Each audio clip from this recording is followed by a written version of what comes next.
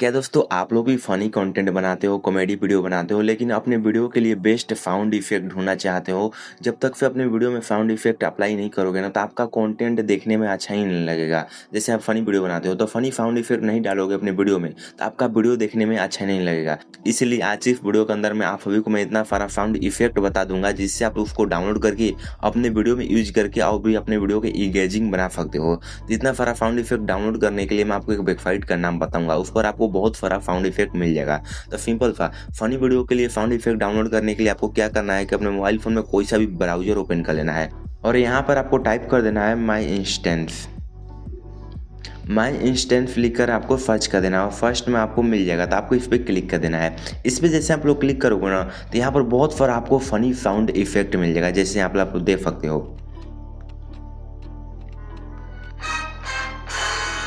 यहाँ पर बहुत सारा आपको फनी साउंड इफेक्ट मिल जाएगा। आप लोग यहाँ पर देख सकते हो दोस्तों जो आपको पसंद, मान लीजिए इसमें से आपको कोई सा भी फनी साउंड इफेक्ट पसंद आ गया तो अब उसको डाउनलोड करने के लिए आपको क्या करना है कि उस पर क्लिक कर देना है।